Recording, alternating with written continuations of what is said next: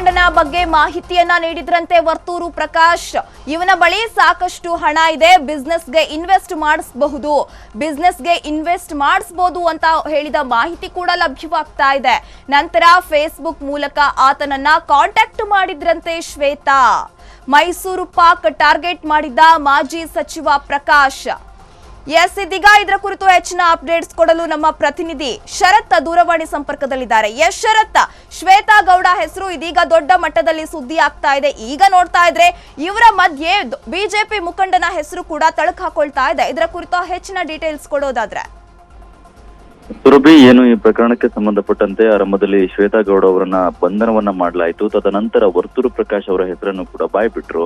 ವರ್ತೂರು ಪ್ರಕಾಶ್ ಹೆಸರನ್ನ ಬಾಯ್ಬಿಟ್ಟು ಅವರಿಗೆ ಕೊಟ್ಟಂತಹ ಕೆಲವೊಂದಿಷ್ಟು ಗಿಫ್ಟ್ ವಸ್ತುಗಳನ್ನು ಕೂಡ ವರ್ತೂರು ಪ್ರಕಾಶ್ ಅವರು ನಿನ್ನೆ ವಿಚಾರಣೆಯ ವೇಳೆಯಲ್ಲಿ ಅವರಿಗೆ ಪೊಲೀಸರ ಮುಂದೆ ಇಡುವಂತಹ ಕೆಲಸವನ್ನ ಮಾಡಿದ್ರು. ಸುಮಾರು ಒಂದು 12,60,000 ನಗದು ಹಾಗೆ 100 ಗ್ರಾಂ ತೂಕ ಇರುವಂತಹ ಚಿನ್ನಾಭರಣಗಳನ್ನು ಕೂಡ ಪೊಲೀಸರಿಗೆ ಒಪ್ಪಿಸುವಂತಹ ಕೆಲಸವನ್ನ ಮಾಡಿದ್ರು. ಅದ್ರ ಜೊತೆಗೆ ಪೊಲೀಸರಿಗೂ ಕೂಡ ಇದ್ದಂತಹ ಒಂದು ಅನುಮಾನ, ವರ್ತೂರು ಪ್ರಕಾಶ್ ಮತ್ತೆ ಶ್ವೇತಾ ಗೌಡರು ತುಂಬಾ ಆಪ್ತರಾಗಿದ್ದು, ತುಂಬಾ ಏನಾದ್ರೂ ಅವರಿಬ್ಬರ ಸಂಪರ್ಕದಲ್ಲಿ ಏನಾದ್ರೂ ಬೇರೆ ಕೆಲಸಗಳನ್ನ ಏನಾದ್ರೂ ಮಾಡ್ತಾ ಇದ್ರ ಎನ್ನುವಂಥದ್ದು, ಅದಕ್ಕೆ ಸಂಬಂಧಪಟ್ಟಂತ ಒಂದು ಅನುಮಾನವೂ ಕೂಡ ಈಗ ಸದ್ಯಕ್ಕೆ ಮೂಡಿರುವಂತದ್ದು. ಕೋಲಾರದ ಬಿಜೆಪಿ ಟಿಕೆಟ್ ಆಕಾಂಕ್ಷಿ ಆಗಿದ್ದಂತಹ ಒಬ್ಬ ವ್ಯಕ್ತಿಯನ್ನ ಟ್ರ್ಯಾಪ್ ಮಾಡೋದಕ್ಕೆ ಪ್ರಯತ್ನವನ್ನ ಮಾಡಿದ್ರು ಎನ್ನುವಂತ ಒಂದು ವಿಚಾರ ಸದ್ಯಕ್ಕೆ ಬೆಳಕಿಗೆ ಬರ್ತಾ ಇರುವಂತದ್ದು. ಆ ವ್ಯಕ್ತಿಯನ್ನ ಟ್ರ್ಯಾಪ್ ಮಾಡಿ ಆರಂಭದಲ್ಲಿ ವರ್ತೂರು ಪ್ರಕಾಶ್ ಅವರ ಕಡೆಯಿಂದ ಅವರು ಬಿಸ್ನೆಸ್ ಮಾಡುವಂತಹ ವ್ಯಕ್ತಿ, ಹೆಚ್ಚಿನ ಹಣ ಉಳ್ಳವರು ಅನ್ನೋ ಕಾರಣಕ್ಕೋಸ್ಕರ ಅವರನ್ನ ಸಂಪರ್ಕವನ್ನ ಬೆಳೆಸಿ ಅವರ ಜೊತೆಗೆ ಇನ್ನು ಶ್ವೇತಾ ಗೌಡ ಅವರ ಮೊಬೈಲ್ ನಲ್ಲಿ ಮೈಸೂರು ಪಾಕ್ ಎನ್ನುವಂತ ಒಂದು ಹೆಸರಿನಲ್ಲಿ ಸೇವ್ ಆಗಿದ್ದಂತಹ ಆ ವ್ಯಕ್ತಿ ಶ್ವೇತಾ ಗೌಡ ಅವರ ಜೊತೆಗೂ ತುಂಬಾ ಬಾರಿ ಸಂಪರ್ಕವನ್ನ ಮಾಡ್ತಾರೆ. ತದನಂತರ ಮೈಸೂರಿಗೆ ಅವರ ನಡುವೆ ನಡೆದಂತಹ ಸಂಭಾಷಣೆ ಸಂಪೂರ್ಣವಾಗಿ ಬಿಸ್ನೆಸ್ ವಿಚಾರವಾಗಿ ಆರಂಭದಲ್ಲಿ ಸಂಭಾಷಣೆಗಳು ನಡೆಯುತ್ತೆ. ಅದಾದ ನಂತರ ಮೈಸೂರಿಗೆ ನಾನು ತೆರಳಬೇಕು, ಇದೇ ಬಿಸ್ನೆಸ್ ವಿಚಾರವಾಗಿ ಮಾತನಾಡಬೇಕು ಅನ್ನುವಂತ ಕಾರಣಕ್ಕೋಸ್ಕರ ಎಂದು ಅವರದ್ದೇ ಒಂದು ಕಾರನ್ನ ತೆಗೆದುಕೊಂಡು ಅವರು ಮೈಸೂರಿಗೆ ತೆರಳುವಂತ ಕೆಲಸವನ್ನ ಮಾಡ್ತಾರೆ. ಅದೇ ವೇಳೆಗೆ ಪೊಲೀಸರ ಬಲೆಗೂ ಕೂಡ ಬೀಳುವಂತಹ ಪರಿಸ್ಥಿತಿ ಶ್ವೇತಾ ಗೌಡಗೆ ಎದುರಾಗುತ್ತೆ. ಸದ್ಯ ಈಗ ವರ್ತೂರು ಪ್ರಕಾಶ್ ಮೇಲೆ ಸಾಕಷ್ಟು ಅನುಮಾನಗಳು ಹುಟ್ಟಿರುವಂತದ್ದು.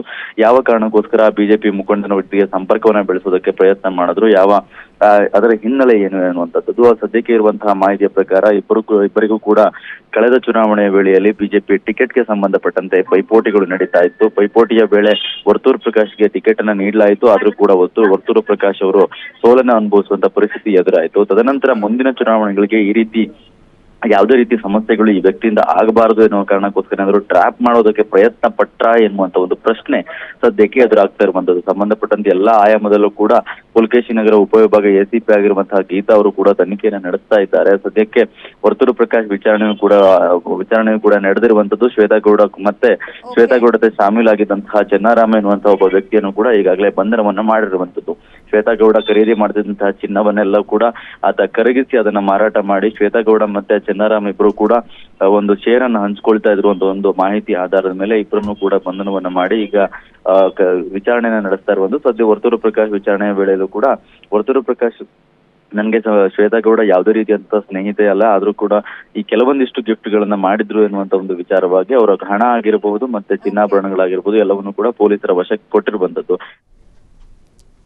ಓಕೆ, ಥ್ಯಾಂಕ್ ಯು ಶರತ್ ತಮ್ಮೆಲ್ಲ ಡೀಟೇಲ್ಸ್ಗೆ.